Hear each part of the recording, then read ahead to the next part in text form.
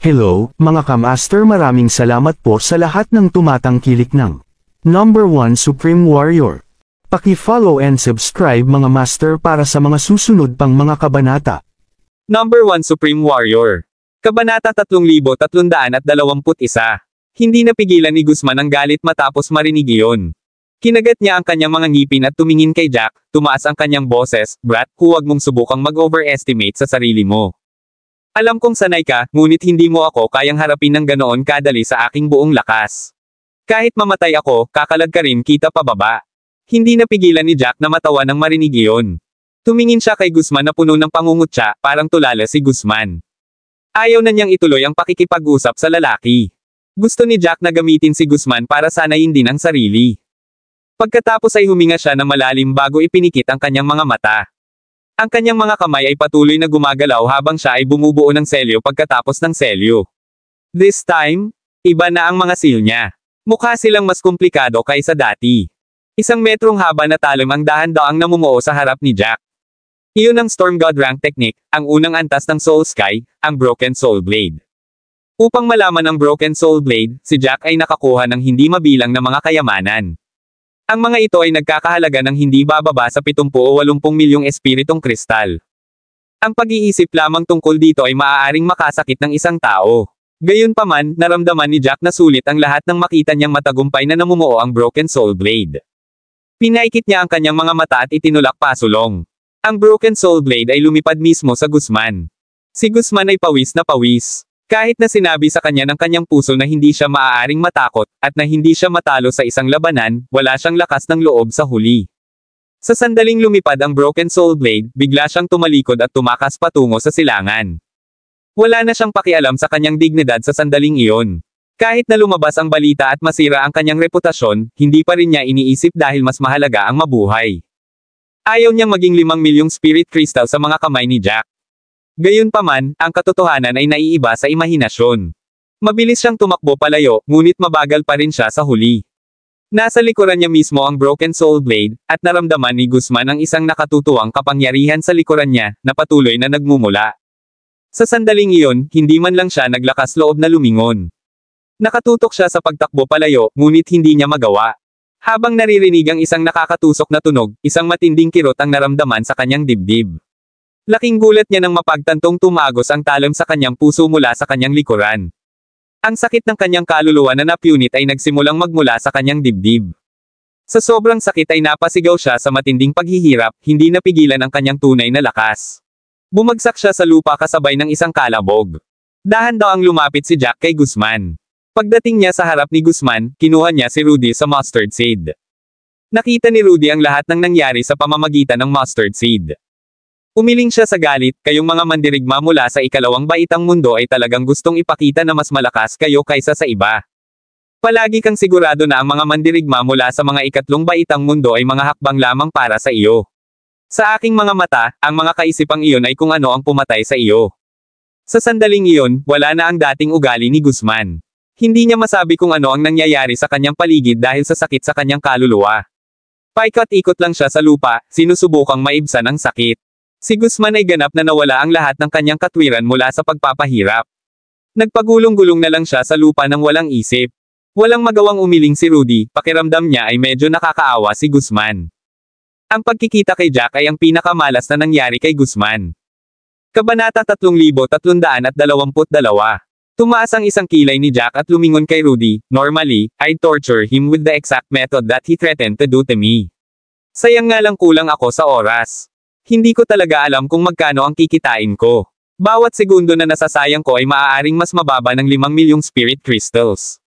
Pagkatapos niyang sabihin iyon, itinuro niya iyon, at itinulak pasulong ang talam. Huling sigaw ng paghihirap ni Guzman bago tumigil sa paggalaw ang kanyang katawan, novel drama.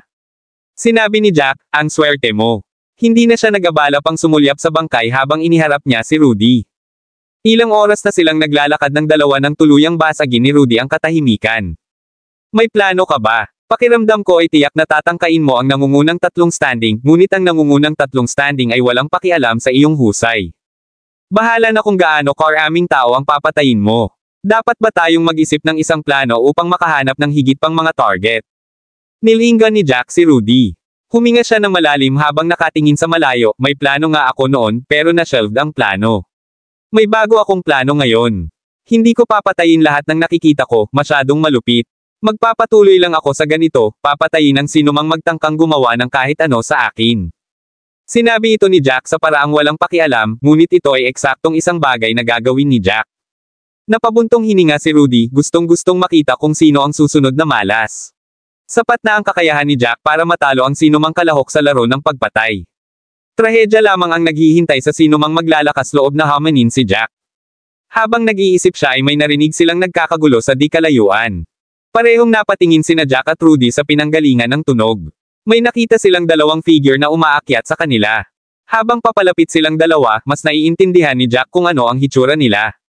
Ang nasa harapan ay isang gwapong lalaki na nakasuot ng dark red na robe.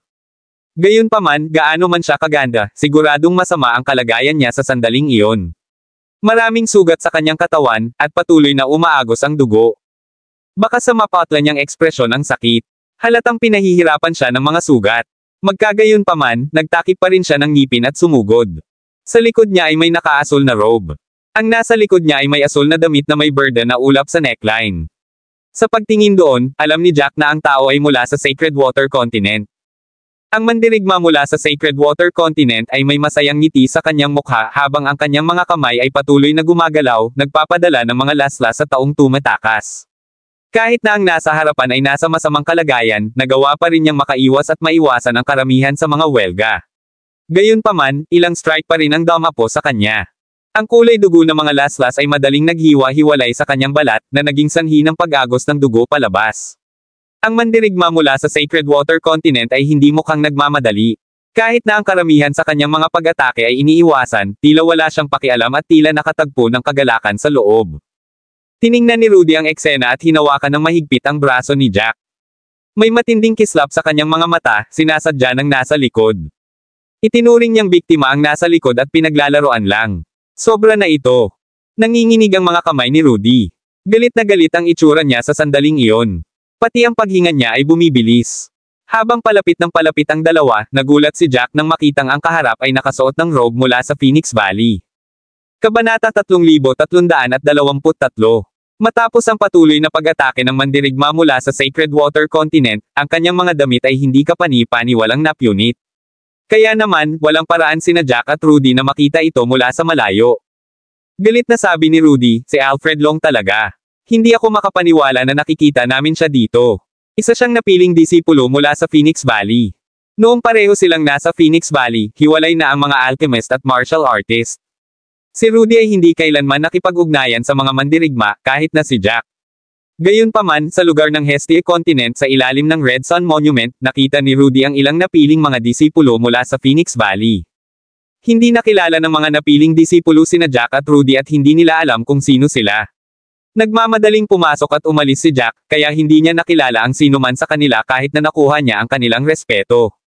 Iba si Rudy. Noong umaakyat si Jack sa pulang araw, marami na siyang nakilalang mga mandirigma roon mula noong siya ay nasa paligid. Kaya naman, agad niyang nakilala si Alfred. Naalala pa niya kung gaano ka-proud at tamang-tama ang itsura ni Alfred nang una niyang makilala ang lalaki. Hindi makapaniwala si Rudy sa estadong kinaroroonan ni Alfred. Tadtad siya ng mga sugat at pasa. Parang anumang oras ay babagsak na siya. Gayunpaman, nanindigan pa rin siya. Nagtakip siya ng ngipin at ayaw sumuko sa pagtakbo. Nanginginig ang mga kamay ni Rudy habang nag-aapoy ang galit. Kahit na wala siyang pakialam sa Phoenix Valley, hindi pa rin siya nakatiis. Hindi niya kayang tiisin ang isang napiling disipulo mula sa Phoenix Valley na tretuhin ng ganoon, at hindi rin niya kayang tretuhin ng ganoon ang mga mandirigma mula sa kontinente ng Hestia. Ang mundo ay malupit, iyon ay isang bagay na lubos niyang nalalaman. Gayunpaman, hindi niya nakayanan nang makita niya ang kalupitan na iyon.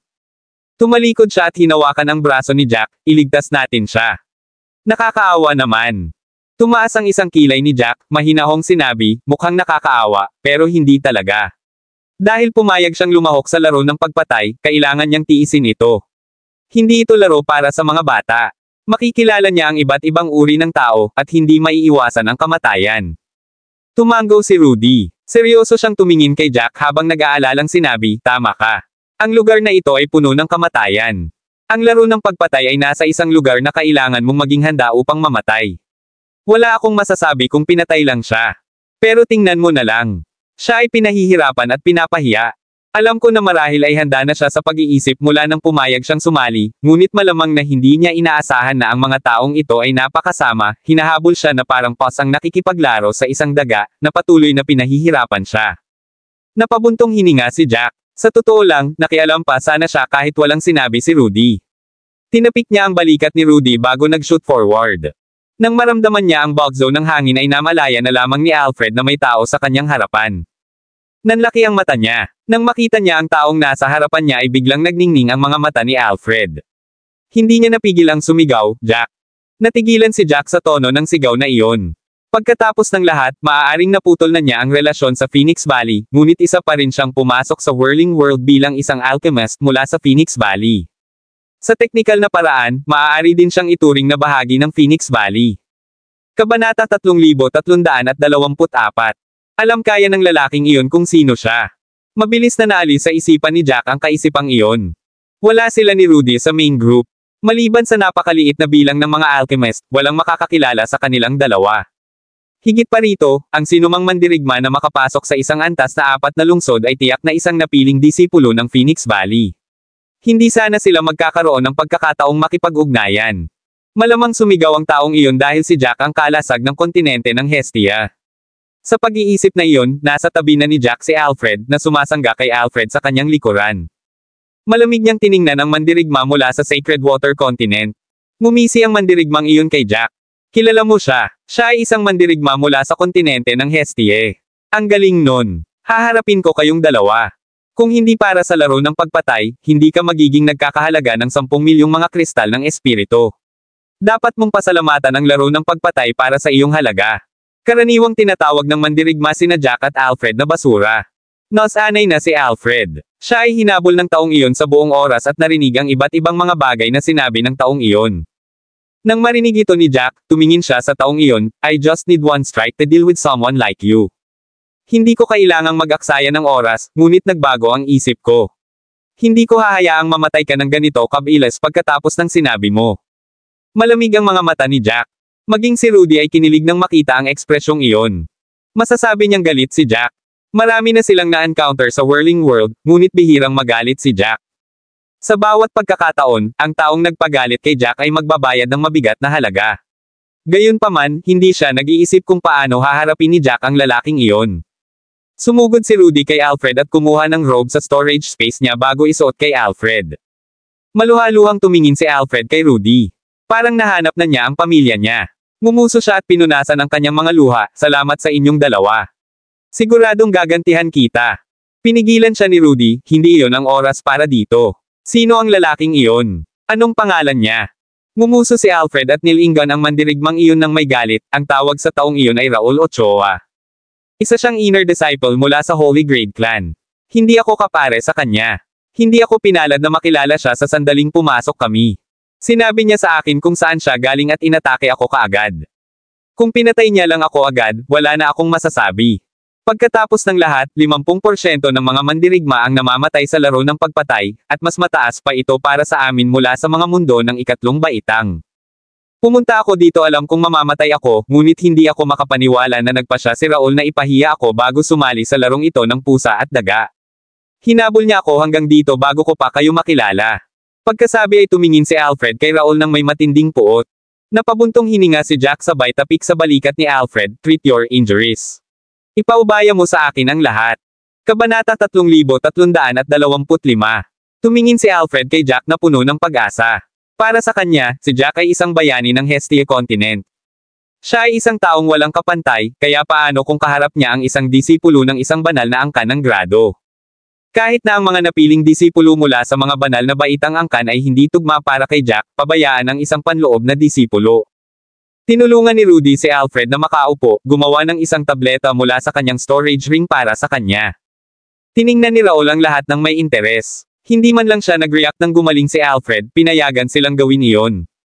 He looked incredibly confident na parang sinasabi niya sa kanilang tatlo na siya ang may control kahit anong gawin nila. Hindi nila siya matatakasan.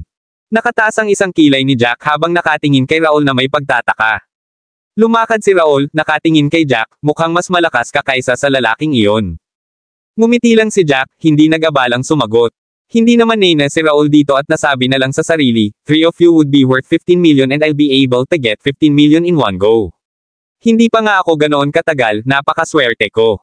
As long as I keep up with this luck, makakatapos ako sa top 10 rankings.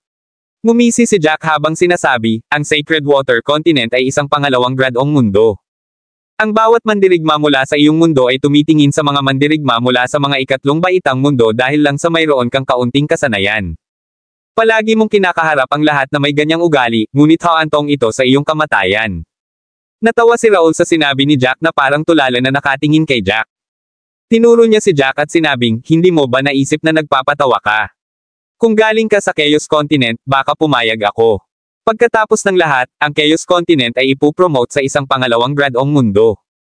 Sa lalong madaling panahon, ngunit gaano kalakas ang loob ng isang tao mula sa kontinente ng Hestia na magsalita ng ganito? Saan ka humugot ng lakas ng loob?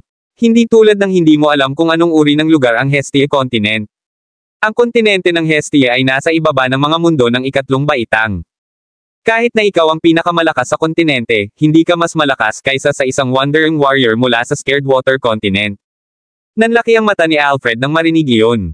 Tumingin siya kay Raul at galit na sumigaw, kanina mo pa ako tinawag na ignorante, pero parang ikaw ang ewan. Huwag kang humingi ng awa mamaya. Masyado siyang nagmamadaling magsalita at nauwi sa matinding pag-ubo. Siya ay lubos na pinahirapan habang si Raul ay ininsulto ang Hestia Continent sa buong panahon. Sinabi niya na sino man mula sa Sacred Water Continent ay hindi matatalo sa Hestia Continent. Si Alfred ay isang taong hindi papayag na insultuhan ang Hestia Continent. Sisigot na sana siya, pero nabugbog siya ni Raul. Gayunpaman, tumanggi pa rin siyang aminin ang pagkatalo. Inamin niyang mas mahina siya kay Raul, pero nasa kanya pa rin ang pride. Tumanggi siyang ibaba ang ulo. Kalmado ang ekspresyon ni Jack, ngunit isang malamig na kislap ang sumilay sa kanyang mga mata. Lalong tumawa si Raul habang tinuturo si Alfred, tanggi mo na lang aminin na ang mga mandirigma ng kontinente ng Hestia ay mga langgam na madaling mapatay. Alam kong proud ka, pero ano? Walang kwenta sa akin ang pride. Kapaki-pakinabang lang ang pride kapag malakas ka. Kung hindi, magmumukha ka lang tanga. Itinaas ni Jack ang kamay para pigilan si Raul. Malamig niyang tinignan si Raul, tatandaan ko lahat ng sinabi mo. Huwag kang umiyak mamaya, at huwag humingi ng awa. Kabanata 3326. Napaawang ang labi ni Raul sa sobrang inis. Iba talaga ang batang ito. Noong una ay naisip niya na si Jack ay isang walang utak na tanga sa kung paano siya tiningnan ni Jack. Nakapagtataka, napatunayang mas malala si Jack sa paglipas ng panahon. Pinaikit ni Raul ang kanyang mga mata. Plano ko sana na pahirapan kayo ni Alfred ng dahan-dahan hanggang sa mamatay, pero nagbago na ang isip ko ngayon. Ang pagpaparusa sa iyo ng malumanay gaya ng ginawa ko kay Alfred ay magiging masyadong mabait para sa iyo, kaya mayroon akong 100 mas malupit na paraan para makitungo sa iyo. Ito ang halaga na binabayaran mo sa pagiging mayabang. Tahimik na pinakinggan ni Jack ang lahat ng sinabi niya. Isang ideya ang pumasok sa kanyang isipan, at bigla siyang napangiti at sinabing, nakita kitang umatake kanina. Gumagamit ka ng Soul Attribute Technique. Ikaw ba ay isang Soul Attribute Warrior? Si Guzman ay mula sa Sacred Water Continent at ginamit din niya ang Soul Attribute. Ang lalaking nasa harapan niya ay gumamit din ng Soul Attribute, kaya hindi maiwasan ni Jack na magtaka kung ang Sacred Water Continent ay may maraming Soul Attribute Techniques at Soul Attribute Warriors. Nakataas ang kilay ni Raul habang interesadong tumingin kay Jack, gustong makita kung ano ang sasabihin nito. Nakangiting sinabi ni Jack na mahinahon, nagkataon lang, isa rin akong Soul Attribute Warrior at gumagamit ako ng Soul Attribute Technique. Dahil iyon ang kaso, bakit hindi tayo makipagkompetensya? Pag natalo ako, may ibibigay ako sayo. Kung manalo ako, ibibigay mo sa akin ang iyong kayamanan. Hindi inaasahan ni Raul na maglalakas loob si Jack na hamanin siya, at higit pa rito, hindi siya makapaniwala na isa rin siyang Soul Attribute Warrior. Sa mata ni Raul, sagrado ang katangian ng kaluluwa. Ang mga mandirigma na walang talento ay hindi karapat-dapat sa katangian ng kaluluwa, at lahat ng mga mandirigma ng katangian ng kaluluwa ay hindi kapani-pani walang talino. Gayunpaman, napilitan siyang baguhin ang opinyong iyon. Para sa kanya, si Jack ay mula sa Hestia at sa gayon ay walang karapatang gamitin ang katangian ng kaluluwa. Gayunpaman, walang paraan na nagsisinungaling si Jack sa sandaling iyon. Nang mapagtonto niya iyon, malungkot na tinitigan ni Raul si Jack, kahit na maaari mong malaman ang katangian ng kaluluwa. Nang marinig ito ni Jack ay hindi napigil ang mapangiti. Hindi pa nagtagal, sinabi ng isang mandirigma mula sa Sacred Water Continent ang parehong bagay. Si Jack ay nagsalita pabalik sa sandaling iyon, ngunit kapag kaharap si Raul, nakaramdam lamang siya ng saya. Pagkatapos ng lahat, ang mandirigmang iyon ay dumaranas ng matinding pagpapahirap habang ang kanyang kaluluwa ay hinihiwa sa sandaling iyon, at hindi magtatagal hanggang sa siya ay mamatay. Sa pag-iisip na iyon, isang mensahe ang biglang pumasok sa isipan ni Jack. Ang mensahe ay nagpapahiwatig na si Jack ay nakakuha ng 5 milyong espiritong kristal. Nagningning ang mga mata niya nang naiintindihan niya ang nangyari. Tila patay na si Guzman, at 5 milyon ang ibinigay sa kanya bilang pabuya niyan. Sa sandaling umalis siya sa nakahiwalay na espasyo, ang mga espiritong kristal ay lilito sa kanyang harapan. Huminga ng malalim si Jack habang interesadong nakatingin kay Raul. Malalaman mo kung karapat-dapat ba ako sa katangian ng kaluluwa sa lalong madaling panahon. Gayunpaman, magiging walang kabuluhan kung pag-aawayan lang natin ito. Ang spatial ring ay personal space ng isang tao. Maliban sa may-ari, walang ibang makakapagbukas nito. Sa sandaling mamatay ang taong iyon, babagsak ang espasyo ng spatial ring. Ang lahat ng kayamanan sa loob ay magiging buhangin habang gumuho ang espasyo, walang naiwan. Gayunpaman, kung aalisin natin ito ng maaga, hindi ito mawawala doon. Bakit hindi tayo tumaya? Maglalabas ako ng isang kayamanan, at kailangan mong kumuha ng isa na may katumbas na halaga. Ituturing namin ito bilang isang taya. Kung manalo ka, hindi mo lang ako papatayin, kundi makukuha mo rin ang aking kayamanan. Kung mamatay ka, ganoon din ang ilalapat sa akin. Ano sa tingin mo? Kabanata 3327. Nadama ni Jack na ang kanyang mga pondo ay hindi gaanong mapapatawad. Lumipas ang oras, at lumipas na ang ilang buwan sa Whirling World. Ang Whirling World ay bukas lamang sa loob ng 2 taon, at kakailanganin niyang bumalik sa totoong mundo pagkatapos. Kaya naman, gusto niyang makakuha ng mas maraming kayamanan hanggat kaya niya bago siya napilitang umalis. Kahit na ang mga hamon ay nakatago sa bawat sulok ng Whirling World, nadama ni Jack na medyo ligtas ito dahil sa paghihigpit sa edad. Walang kahit isang mandirigma sa Whirling World na maaaring pumatay sa kanya. Gayunpaman, kung wala ang mga paghihigpit na iyon sa labas ng mundo, talagang nasa panganib si Jack. Kaya naman nagpasya siyang mag-ipon ng yaman hanggat kaya niya bago siya umalis. Napaawang ang mga labi ni Raul sa sobrang inis dahil talagang naniniwala siyang hindi maintindihan si Jack. Parang walang emosyon ang lalaking ito nang magsalita. Gayunpaman, ramdam pa rin ni Raul ang pagmamalaki sa likod ng mga sinabi ni Jack. Para bang walang sino man sa Whirling World ang karapat-dapat sa kanyang pansin, na labis na ikinagagalit niya. Gusto ni Raul na personal na basagin ang pride na iyon para malaman niya kung paano talaga gumagana ang mundo. Sa kanyang kakarampot na kakayahan, hindi man lang siya hamon ni Jack, lalo pa ang lahat ng mga mandirigma sa Whirling World. Tumango si Raul at sinabing, dahil gusto mong ialok sa akin ang iyong kayamanan, papayag ako. Paano ito, kung ano man ang halaga ng mga kayamanang inilabas mo, maglalabas ako ng mga kayamanan na doble ang halaga. Nang marinig iyon ni Jack ay napangiti siya habang nakatingin kay Raul. Alam niyang napagdesisyonan ito ni Raul dahil gusto niyang ipagmalaki ang kanyang kayamanan, ngunit hindi ito pinansin ni Jack. Hahayaan niyang magpakitang gila si Raul hanggat gusto niya. Kung tutuusin, kung mas nagpakita si Raul, mas maganda. Sa ganitong paraan, makakakuha si Jack ng mas magagandang bagay. Nakataas ang kilay ni Jack habang tinitingnan ang mga kayamanan na naipon niya sa mustard seed. Matapos maghanap ng mahabang panahon, napagtanto ni Jack sa pagkagalit na wala siyang mahanap na kahit anong kapansin-pansin. Naubos na niya ang karamihan sa kanyang mga kayamanan para magsanay ng Soul Sky, kaya naubos na niya ang lahat ng halagang mayroon siya. Ang natitira ay mga kristal na espiritu at mga kayamanan na hindi gaanong halaga. Natural na hindi niya mailabas ang mga bagay na iyon. Sa pag-iisip tungkol dito, ibinuka ni Jack ang kanyang mga labi at naglabas ng 30 milyong mga kristal ng espiritu, inilagay ang mga ito sa kanyang harapan. Lahat maliban kay Rudy ay natigilan sa nakita. Nakataas ang kilay ni Raul habang galit na nakatingin kay Jack, proud na sinabi, ito ang mga kayamanan mo. 30 milyong espiritong kristal. Awkward na umubo si Jack. Ipinakita pa rin niya ito, para maisip nila kung ano ang gusto nila. Tumikim si Jack at sinabing, ibinento ko na ang lahat ng aking kayamanan kamakailan, at ang pinakamahalagang bagay na mayroon ako ay itong mga spirit crystal.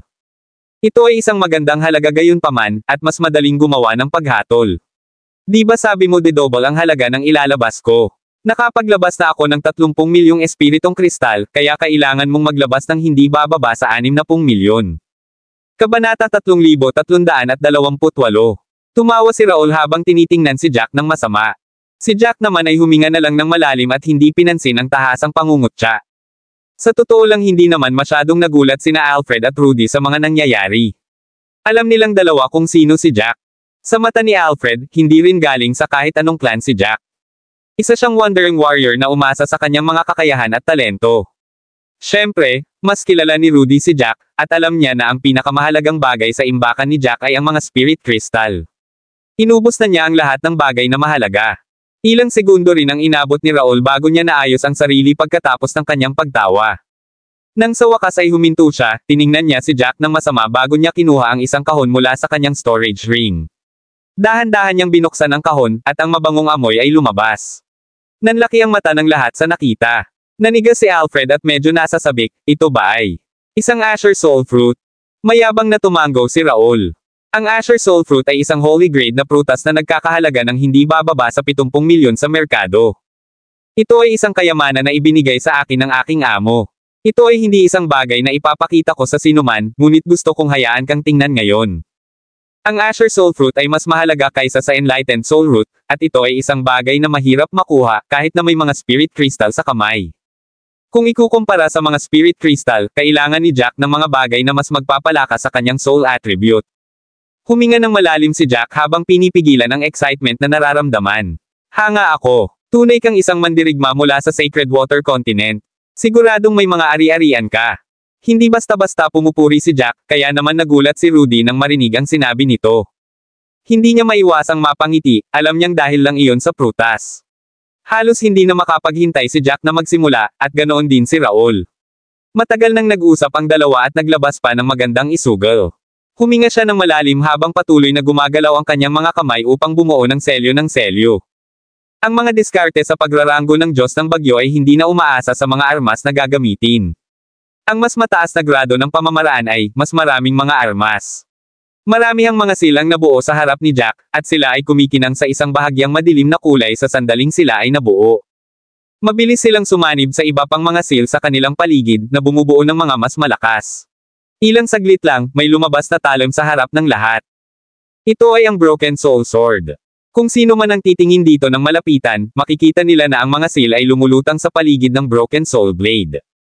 Nakataas ang isang kilay, ginamit ni Raul ang kanyang banal na sentido upang tingnan ang talam, at laking gulat niya nang mapansin na napakalawak na enerhiya ang umiikot sa talam.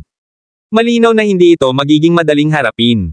Napataas ang kilay niya nang maramdaman ang mga maagang senyales ng kaba na gumagapang sa kanyang isipan.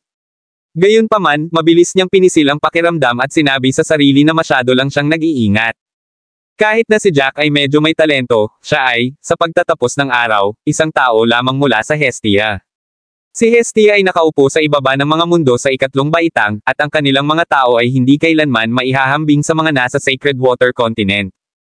Sa mismong pag-iisip na iyon, gumuso si Raul at gumawa ng mga selyo gamit ang kanyang mga kamay.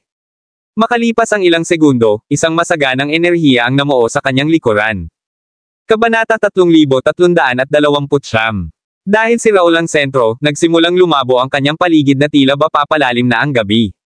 Unti-unting bumangon sa likuran niya ang isang buwang pulang dugo, na nabahira ng pula ang dilim.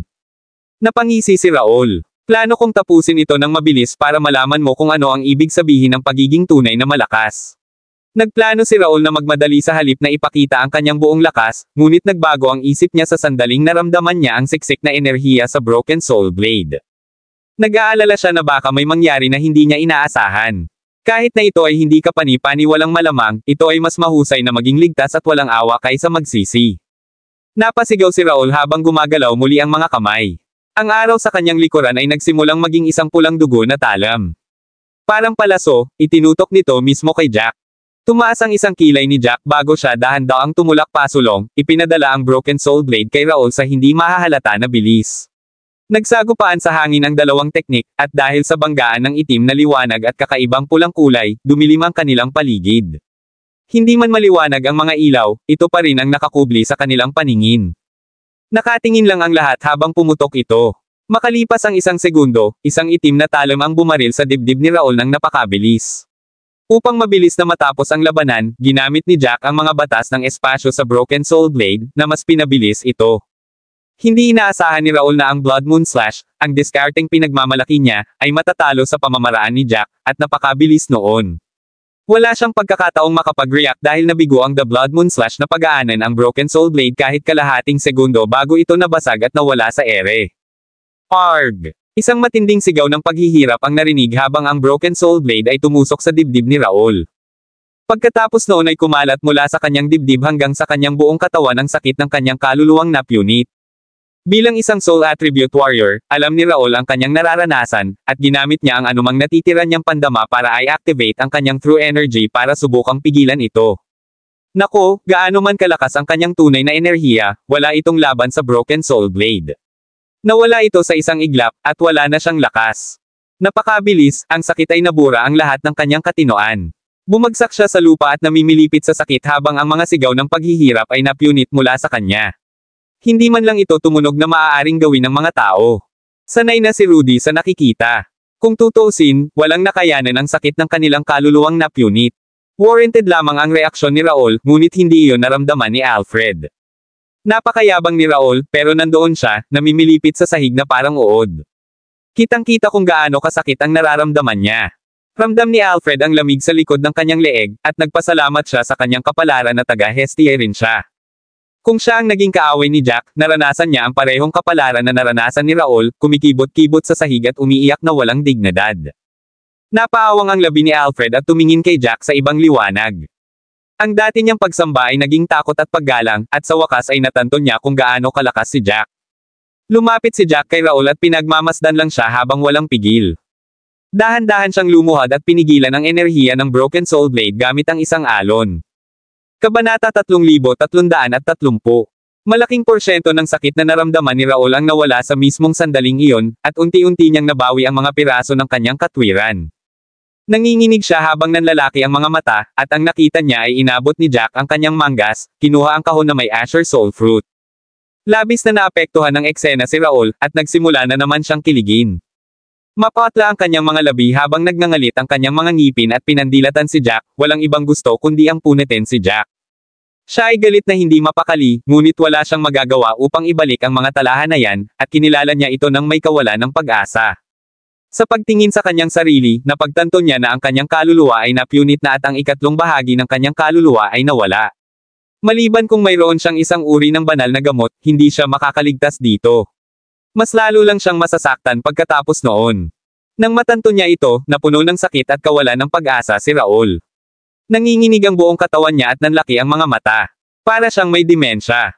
Masasabi ni Jack na si Raul ay nagbitiw sa kanyang kapalaran, at siya ay nanunuya.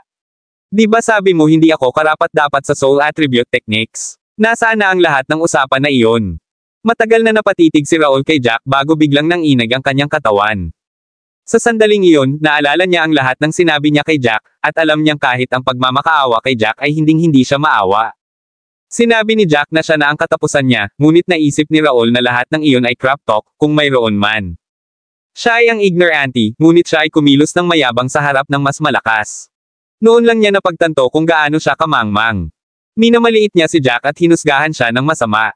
Kahit anong sabihin ni Jack, hindi niya napagtanto na may mali. Ito ay kung paano siya napunta sa kanyang mahirap na kalagayan.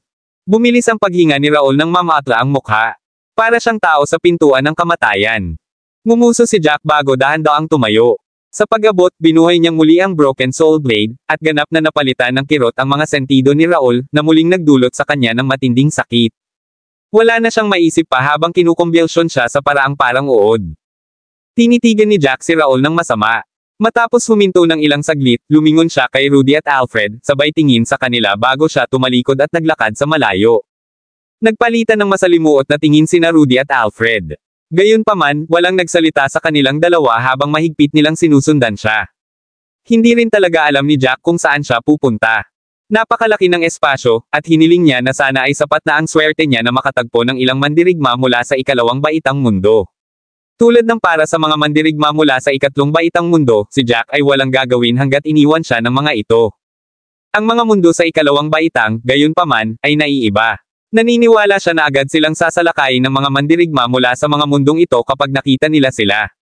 Kung tutuusin, iisipin kaagad ng mga mandirigmang ito na mas magaling sila at iisipin na madaling biktimahin si Jack at ang kanyang mga kasama.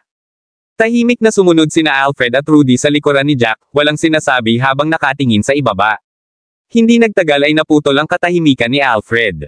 Tumingin siya kay Rudy at mahinang sinabi, magugulo lang kita kung susundin kita. Wala akong maitutulong sa iyo ngayon. Ang lugar na ito ay puno ng panganib, at ako ay nasugatan sa kabuuan.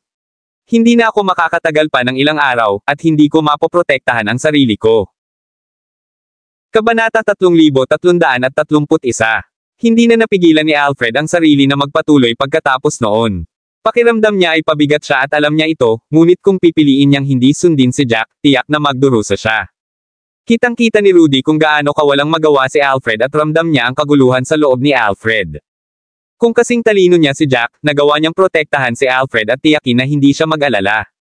Gayunpaman, naging pabigat din kay Jack si Rudy. Kung kaladkarin niya si Jack pababa ng mas maraming pasanin, magiging sobrang kaiya-hiya siya. Bumantong hininga si Rudy, mahinang sinabi, dahil hindi ka hiniling ni Jack na umalis, nangangahulugan ito na maaari mo pa rin kaming sundan, hanggat hindi mo kami pinagtaksilan. Pagkasabi niyon ay tinignan ni Rudy si Jack ng masama. All this while, narinig sila ni Jack na nagbubulungan sa likod nila, kaya nilinggan niya ang nag-aaway na Alfred. Hindi man niya narinig ng malinaw ang bulong-bulungan nila sa isa't isa, nasasabi niya ang pinag-uusapan ng mga ito sa mga ekspresyon ng mga ito. Nakangiting sinabi ni Jack, hindi ko magagarantiya na ilalabas kita ng buhay, pero gagawin ko ang lahat. Ni hindi ko alam ang mga panganib na naghihintay sa atin. Pagkatapos ng lahat, ang larong ito ng pagpatay ay may rate ng kamatayan na kasing taas ng 80% para sa mga mandirigma mula sa mga third grade na mundo. Huwag kang mag-alala. Kung mamamatay ako, malas lang ako, malumanay na balisa ni Alfred. Minsan mo na akong pinrotektahan, at ako ay lubos na nagpapasalamat para doon. Kung hindi maganda ang mga pangyayari, maaari mo akong iwanan kung gusto mo. Sincere naman siya sa sinabi niya. Ang larong patayan ay hindi basta-bastang laro, ang kamatayan ay nasa lahat ng dako. Bago sila pumasok ay inihanda na ni Alfred ang kanyang sarili. Kaya lang ayaw niyang pahirapan at paglaruan ng mga mandirigma mula sa ikalawang baitang mundo. Bahagyang tumango si Jack doon at wala nang ibang sinabi. Bahagyang napabuntong hininga si Rudy, naramdaman ang lupit ng mundo. Gayunpaman, wala siyang masasabi tungkol dito. Kung tutuusin, ito ang pinili ni Alfred. Ang pagkakataon at panganib ay laging magkasabay. Sa sandaling iyon, biglang sumigaw si Alfred, tingnan mo dyan. Pagkasabi niya nun, sumugod siya at tinuro paarap. Lumingon si Jack at nakita ang ilang bangkay na nakapalibot sa ilang mga bato. Nakakunot ang noo, naglakad siya papunta sa eksena. Sila ay nasa isang maliit na dalampasigan na gawa sa graba, at nagkalat sa paligid ang mga bato na may iba't ibang laki. May kabuuang 3 bangkay ang nakita sa lupa, at ang dugo na umagos mula sa mga katawan na ito ay dumaloy sa pagitan ng mga bato at nabahiran ang buong lugar. Naglakad palapit si Jack upang masuriin ang sitwasyon at laking gulat niya nang makita ang kalagayan ng mga bangkay na iyon. Sila ay labis na pinahirapan pat wala ni isang patch ng walang dodges na balat sa kanila. Nalantad pa ang laman loob ng isa sa mga bangkay. Hindi napigilan ni Rudy na umiwas ng tingin sa pinangyarihan at tinakpan ang bibig. Hindi naman sa hindi pa siya nakakita ng mga bangkay. Kung tutuusin, marami na siyang nakitang patay, ngunit bihira siyang makakita ng mga bangkay na pinahirapan hanggang mamatay. Ang lahat ng mga bangkay ay mula sa ikatlong baitang mundo, kaya't isang ideya ang lumitaw sa kanilang isipan. Kabanata 3332. Maliban na lang kung may nagkikimkim ng makamandag na paghihiganti laban sa 3 mandirigmang ito ay dapat na gawain ng isang mandirigma mula sa ikalawang baitang mundo. Sila lang ang magiging sadeste sa mga mandirigma mula sa ikatlong baitang mundo. Matapos suriin ang mga bangkay, ipinahayag ni Jack ang kanyang mga natuklasan, kahit na sa malamig na tono. Ang mga taong ito ay unang nasaktan ng husto bago sila pinahirapan hanggang mamatay. Mukhang ginawa ito ng isang mandirigma mula sa ikalawang baitang mundo. Sigurado si Jack dito. Tumango naman sina Rudy at Alfred bilang pagsang-ayon. Ang mabibigat na pinsala ay nangangahulugan na ang mga bangkay ay walang kalaban-laban sa kanilang mga kalaban. Sila ay binigyan ng matinding suntok bago sila pinahirapan hanggang mamatay. Kung hindi na iligtas ni Jack si Alfred, maaaring kapareho niya ang kapalaran. Napabilis ang paghinga ni Alfred sa pag-iisip nito. Namutla na naman ang kanyang mukha, at nagsimulang manginig sa galit. Ang kamatayan ay isang bagay na karaniwan sa mga mandirigma at marami ang nakasanayan na, ngunit ang pagpapahirap ay isang ganap na kakaibang kwento. Ang pagpapahirap ay isang bagay na walang dignidad. Sa paghusga sa kalagayan ng mga bangkay na ito, tiyak na sila ay nasa matinding kawalan ng pag-asa bago nasawi. Huminga ng malalim si Alfred, at bahagyang nanginginig ang boses habang umuungol, itong mga hayop. Lumagpas sila sa linya. Kahit na ito ay isang laro ng patayan, hindi nila dapat paglaruan ang kanilang mga kaaway. Same time na tumango si Rudy dito. Kinagat niya ang kanyang mga ngipin at tiningnan ang lahat, ngunit wala siyang magawa. Wala siyang talento ni Jack. Sa katunayan, mas masahol pa siya kaysa sa isang mandirigma mula sa isang pangalawang gradong mundo. Pagharap sa kanila, ang tanging nagawa niya ay makaramdam ng galit. Buntong hininga, dahan-daang tumayo si Jack habang nag-aalab ang galit sa kanyang puso. Napagtanto niya na nahihirapan siyang kontrolin ang kanyang emosyon mula nang pumasok siya sa Winehorde City. Bakit ganito ang kilos ng mga asong ito? Ungol ni Rudy. Natutuwa ba sila sa pagpapahirap sa iba? May sakit ba sila sa ulo? Umiling si Jack. Kahit siya ay hindi alam kung ano ang iniisip ng mga mandirigma mula sa ikalawang baitang mundo. Bagaman kung minamaliit nila ang mga mandirigma mula sa mga ikatlong baitang mundo, dapat ay pinangalagaan nila ang kanilang reputasyon sa pamamagitan lamang ng pagpatay sa kanilang mga kalaban. Nako, hindi iyon ang kaso. Ang pagpapahirap ay nakakaubos ng oras, at maliban kung sila ay may sakit sa ulo at nasisiyahang tumingin sa iba na mamatay ng dahan-dahan, hindi nila gagawin iyon. Napabuntong hininga si Jack at umiling muli. Hindi ko rin alam kung ano ang iniisip nila. Anuman, walang saysay na malaman pa rin. Sumulong tayo. Mukhang ang mga taong ito ay bumuo ng isang alyansa at mabilis na tatalunan ang sinuman. Kailangan nating mag-ingat pagkatapos nito. Hindi ako natatakot na harapin ang sinuman ng mag-isa, ngunit kailangan kong mag-ingat laban sa isang grupo. Si Jack ay hindi nag-aalala tungkol sa pagharap sa isa o dalawang kalaban, ngunit kung ito ay 3 o 4, maaaring mahihirapan siya. May kasama silang 3, ngunit maliban sa kanyang sarili, ang 2 pa ay walang tulong. Baka mapigil pa nila siya. Napabuntong hininga si Jack. Kailangan niyang maging lubhang maingat pagkatapos nito. Kumunat ang noo ni Rudy. Balak niyang hilingin kay Jack na ilagay siya sa mustard seed ngunit nagpasya siyang tutol dito, ayaw niyang ibunyag ang sekretong ito kay Alfred. Naglakad silang 3 pasulong ng ilang dosenang kilometro. Habang naglalakad sila, mas nagulat sila. Nakakita sila ng hindi bababa sa 10 bangkay sa daan, at bawat isa sa kanila ay tila isang bagay na diretsyong lumabas sa isang horror house, na pinahirapan hanggang mamatay. Ang mga mandirigmang ito, lahat ay tila nagmula sa mga ikatlong baitang mundo. Isang hindi mapakali na pakiramdam ang lumitaw sa ulo ni Jack. Tila ang laro ng pagpatay na ito ay mas seryoso kaysa sa alinman sa mga nauna. Ang mga mandirigmang ito mula sa ikalawang baitang mga mundo ay lahat ay baliw. Kabanata 3333. Sa sandaling iyon, narinig ang mga yabag mula sa malayo, at sina Jack, Rudy, at Alfred ay alertong tumalon sa tunog. Nakakunot ang noo ni Jack habang nakatingin sa direksyon ng mga yabag na ito, ngunit bago pa sila makakita ng malinaw, may sumigaw, huwag kang maalarma. Tayong 4 ay mula sa ikatlong baitang mundo. Sa sandaling iyon, lumabas ang isang mukhang matalinong lalaki na nakasuot ng kulay abong damit kasama ang 3 mandirigma mula sa ikatlong baitang mundo sa likuran niya. Maingat na naglakad ang grupo patungo kay Jack. Saglit na tinitigan ni Jack ang tao bago tumango sa kanya. Pagkalakad nilang 4 ay nagbatian muna sila bago isiwalat ang kanilang pinanggalingan. Pansamantalang nabuo ang kanilang grupo. Ang unang lumakad ay tinawag na Frederick Gaunt mula sa Lycan Continent, isang ikatlong baitang mundo. Ang 3 nasa likod niya ay sina Len Davis at Trent Walker mula sa Chaos Continent, gayon din si Connor Rice mula sa White Marsh Continent.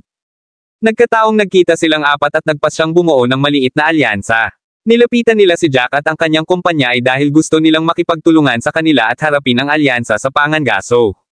Sa sandaling binanggit nila ang alyansa sa Pangangaso. Nagtaas ng kilay si Jack. Isang ideya ang pumasok sa kanyang isipan.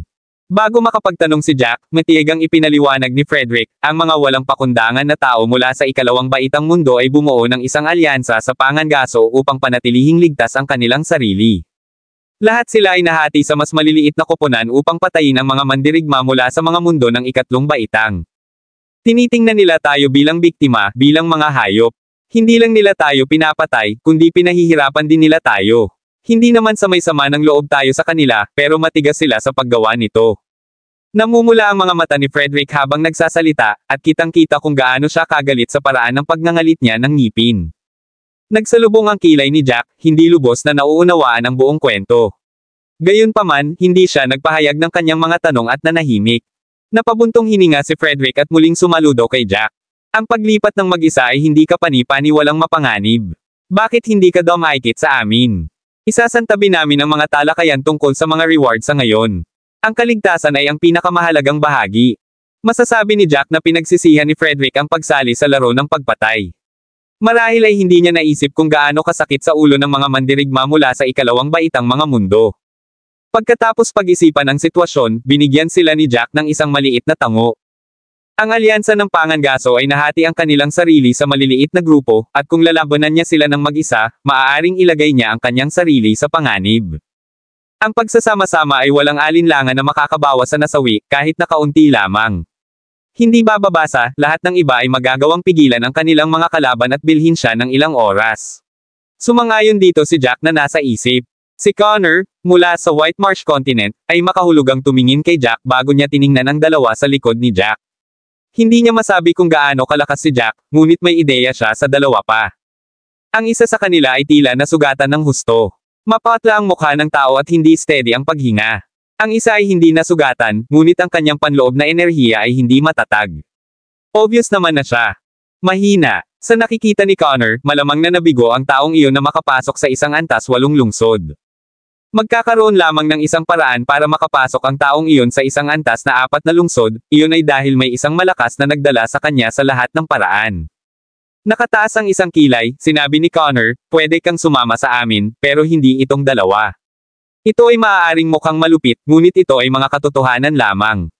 Hindi kami matutulungan ng dalawa sa likod mo at hahadlangan lang kami. Hindi kami makapagdala ng dagdag na bagahe. Sa sandaling sinabi iyon, naging malamig ang ekspresyon ni Jack. Kabanata 3334. Tiningnan ni Connor ang malamig na ekspresyon ni Jack at napangisi. Nakapikit na sabi niya, mukhang hindi ka sumasang-ayon sa akin. Well, wala na tayong magagawa, kung ganoon. Kung tutuusin, nabuo ang grupong ito na iisa lang ang layunin, ang makaalis dito ng buhay. Ang bawat karagdagang pasanin ay nangangahulugan ng isa pang layer ng panganib, at makikita ng sinuman ang loika na ito. Malamig na tiningnan ni Jack si Connor bago niya sinabing, kung ganoon nga, hindi na natin kailangang magtulungan. Dahil doon ay tumalikod na si Jack para umalis. Baka sa mga mata ni Connor ang isang kislap ng sorpresa, na napansin ni Jack at sa loob-loob ay nanunuya. Alam niya ang nasa isip ni Connor. Sa mata ni Connor, malaki ang pabor nila kay Jack sa pamamagitan ng pagpayag sa kanya na sumali. Inakala ni Connor na magiging walang pagtatanggol si Jack kung wala ang tulong ng grupo, ngunit tila hindi naisip ni Jack na ang pagsali sa grupo ay isang kinakailangang pagpili. Hindi niya nakita ang pagsali sa grupo bilang paghingi ng proteksyon kundi kooperasyon lamang. Dahil hindi sila magkasundo, maaari siyang umalis anumang oras. Kahit na ang pagsali sa grupo ay makakatulong sa kanya kapag kailangan niya ito, kailangan pa rin niyang umasa sa kanyang sarili sa huli. Kumpiyansa si Jack na kaya niyang mabuhay kahit wala ang grupo at makakakuha ng magandang resulta. Nang makita ni Connor na talagang tinanggihan ni Jack ang kanilang alok, naputol ang kanyang mga plano. Kahit na hindi niya nakitang lumaban si Jack noon at walang paraan para sabihin kung gaano siya kalakas, sinabi sa kanya ng kanyang intuition na medyo kapantay niya si Jack. Sa pagsali ni Jack sa grupo ay magiging mas ligtas sila, ngunit mayroon siyang 2 lalaki na kailangan niyang kaladkarin. Iyon ay isang bagay na hindi papayag si Connor. Ang 2 ito ay walang gamit maliban sa pagiging Kanyen Kumpay, baka tuluyan na nilang hilahin ang lahat pababa sa kritikal na sandali. Naramdaman ni Connor na marahil ay matalinong tao si Jack. Ang pag-iwan sa 2 iyon at pagsali sa kanilang grupo ang pinakamatalinong pagpili.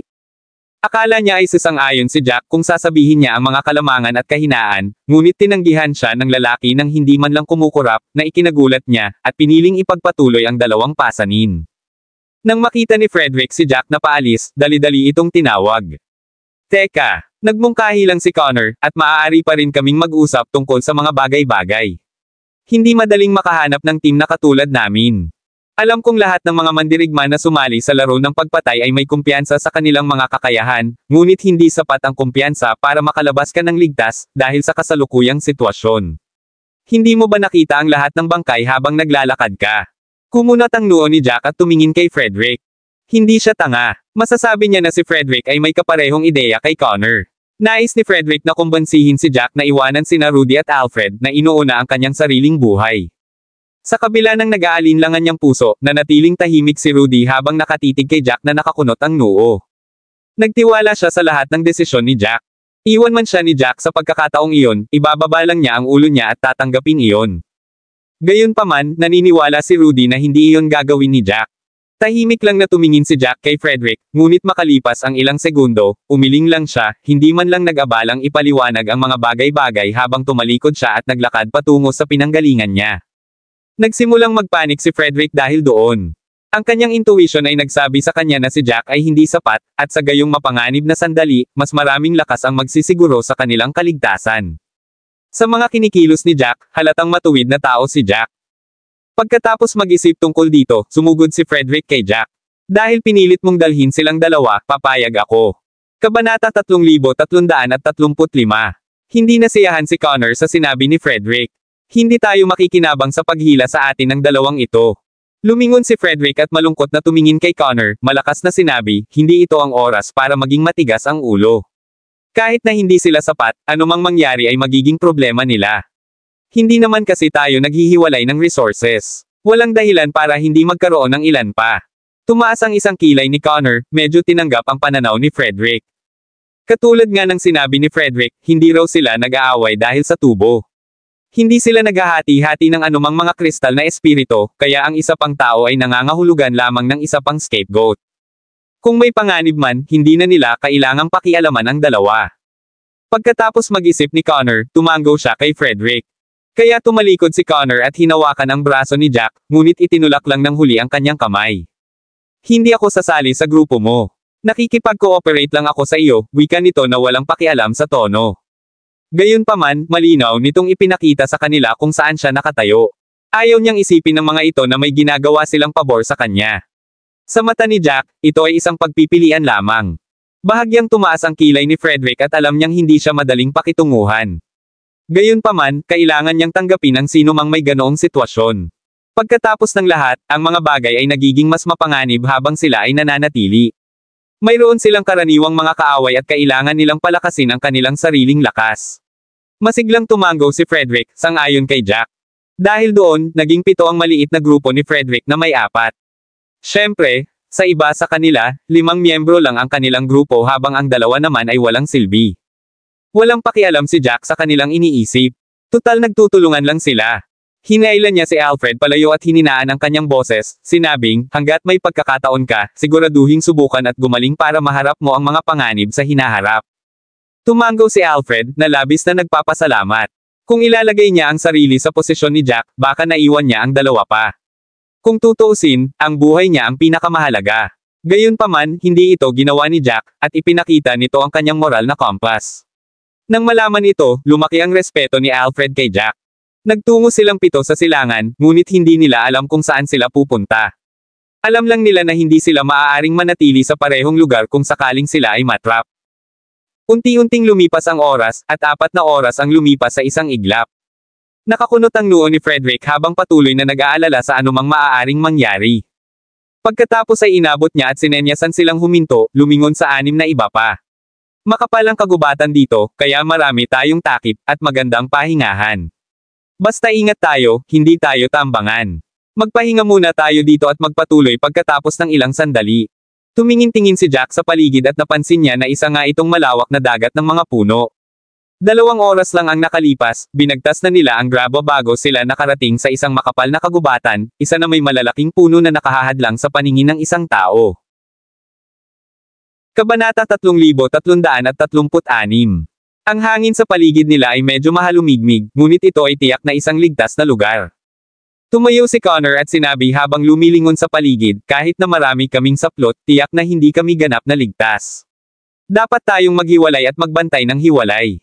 Sa sandaling makakita tayo ng anumang paggalaw, dapat nating ipaalam sa iba. Tumango silang lahat bilang pagsang-ayon. Bago matapos ang laro ng pagpatay, kailangan nilang maging alerto. Kung sila ay nahulog sa anumang mga bitag o natapos na napapalibutan, kung gayon ang kahihinatnan ay magiging kakilakilabot. Ang mga mandirigmang iyon mula sa 2nd baitang mga mundo ay lahat ay may sakit sa ulo. Manghuhuli at magpapahirap sila sa mga mandirigma mula sa mga 3 baitang mundo gamit ang pinakamalupit na pamamaraan. Walang gustong mamatay ng kakilakilabot, kaya lahat sila ay nakaalerto. Pagkatapos mag-isip ni Frederick, nagpasya siyang paikutin ang relo. Pagkatapos ng isang tiyak na pagitan, magpapadala siya ng ibang tao bilang isang scout, na nagmamasid sa paligid para sa anumang paggalaw.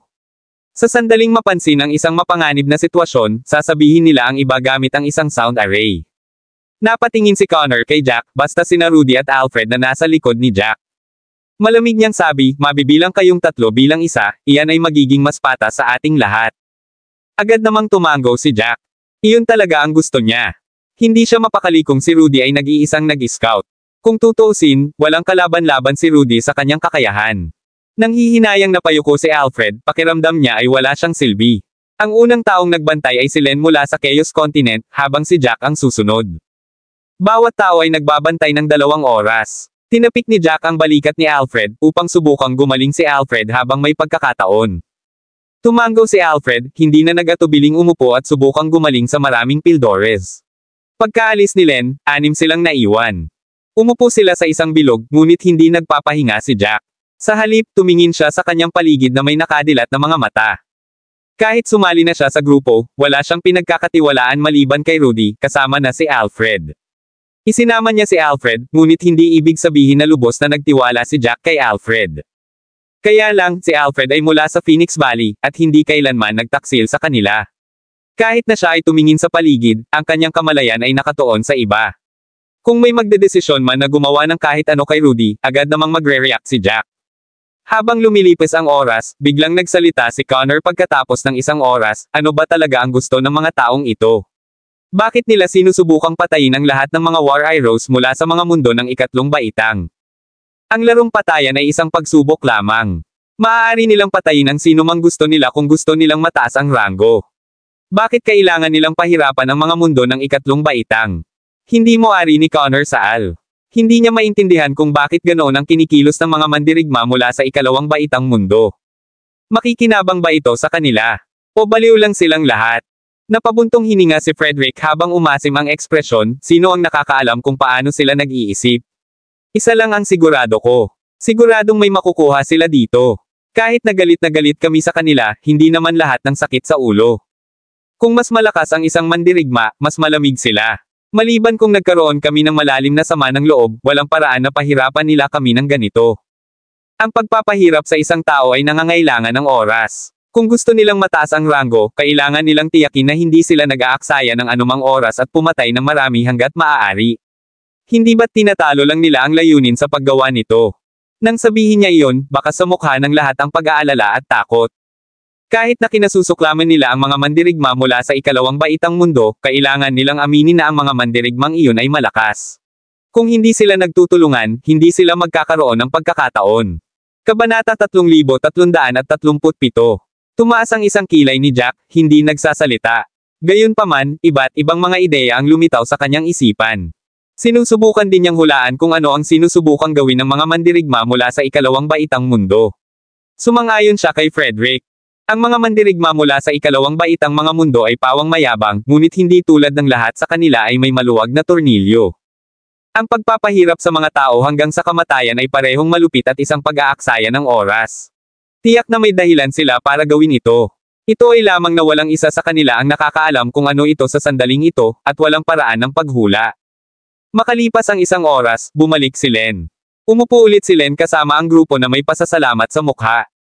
Hindi man lang huminto si Jack bago siya tumayo at dinala sina Rudy at Alfred para magbantay. Nang umalis si Jack, nanunuya si Connor at sinabing, ang tanga. Hindi ko alam kung ano ang naiisip niya na isama ang dalawa. Hindi naman parang charity ang lugar na ito.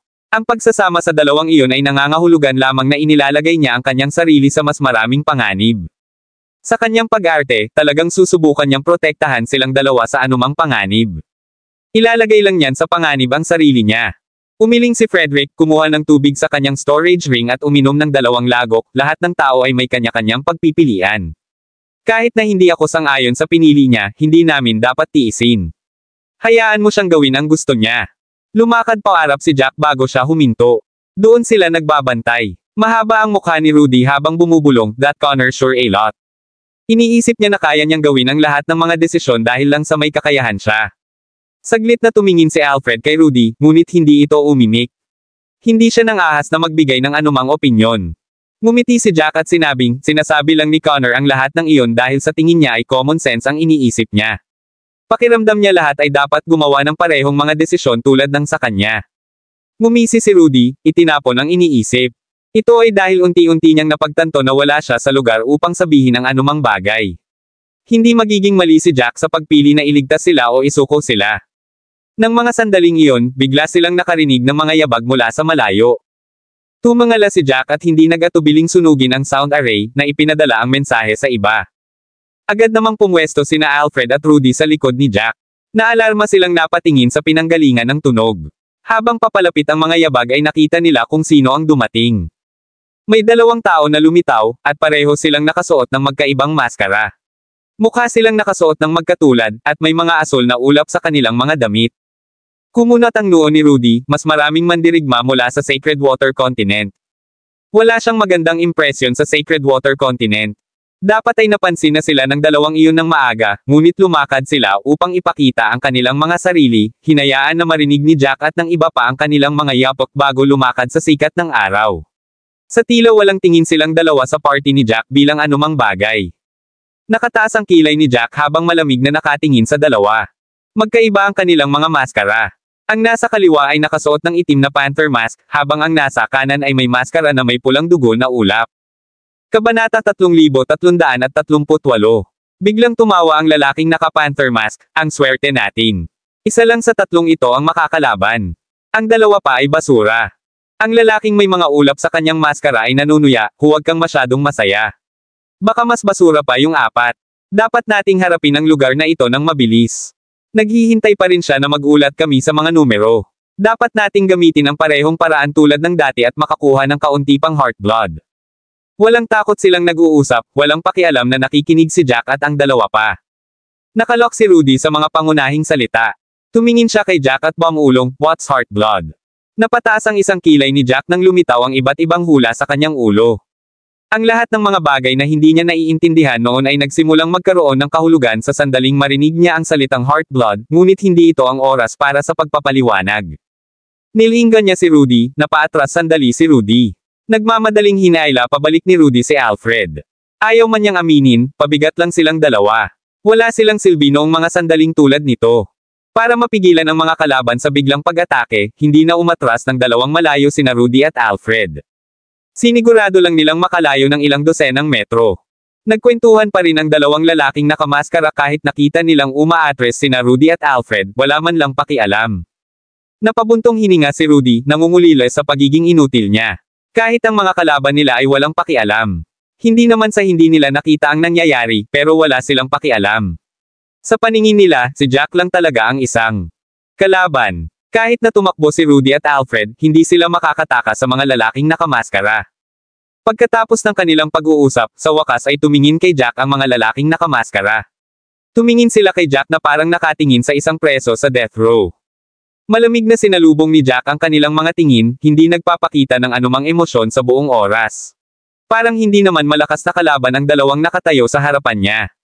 Ang mga ito ay mga mahihina lamang na maaari niyang alisin anumang oras. Hindi natuwa ang lalaking nakamaskara ng panther tungkol doon. Nakapatay na siya ng dalawa mula nang magsimula ang larong patayan. Bawat taong nakakasalubong niya ay palaging nanginginig sa takot at titingin sa kanila ng may alarma. Gayunpaman, si Jack ay hindi kapani-pani walang kalmado, na parang walang makakaapekto sa kanya. Napamura ang lalaking nakamaskara ng panther, "Brat, hindi ka ba natatakot? Nagpapanggap ka lang ba? O may sira ba sa ulo mo?" Sa isip ng lalaking nakamaskara ng panther, naging kalmado lang si Jack sa isa sa dalawang dahilan. Isa, nagpapanggap siyang kalmado para mag-artista. Dalawa, may mali sa kanyang ulo, at hindi niya alam kung ano ang kanyang kinakaharap. Huminga ng malalim si Jack at mahinahong sinabi, "Ikaw ang pangatlo at siya ang pang-apat." Magkakaroon pa rin ng ika-5 at ika-6 pagkatapos nito. Hindi ko lang alam kung ilan ang kailangan kong patayin para malagay sa top 3. Natigilan sila sa sinabi ni Jack. Napakurap-kurap ang lalaking nakamaskara ng panther, hindi makapaniwala sa narinig. Ano ang sinabi ng lalaking iyon? Sinabi niya na sila ang magiging pangatlo at pang-apat niya. Magkakaroon pa nga ng ika-5 at ika-6. Kabanata 3339. Kumaibot ang labi ng lalaking nakamaskara ng panther, pakiramdam niya ay narinig niya ang isang magandang biro, "Baliw ka ba? Natakot ka bang tanga? Sinong nagbigay ng lakas ng loob sa'yo para isipin na kaya mong patayin tayong dalawa? Hindi mo man lang kami kayang harapin one-on-one, hayaan mong dalawa laban sa isa. Kahit kayong dalawa ay hindi ko kayang harapin. Medyo marami na akong nakitang mandirigma mula sa second grade worlds, pero ikaw ang unang mayabang. Habang sinasabi niya iyon ay pinaikit niya ang kanyang mga mata at tumingin kay Jack na may malamig na ekspresyon. Ang tingin na iyon ay parang gusto niyang punatin si Jack. Tumaas ang isang kilay ni Jack, ayaw niya talagang pakialaman siya. Siya ay hindi kapani-paniwalang kalmado sa sandaling iyon, hindi nagpapakita ng anumang mga pagbabago. Lalong nakaramdam ng inis ang lalaking nakamaskara ng Panther kay Jack. Hinugot niya ang kanyang espada mula sa kanyang storage space. Brat, pagbabayaran mo lahat ng sinabi mo. Balak kong pahirapan ka lang ng 1 oras bago ka mamatay, pero nagbago ang isip ko.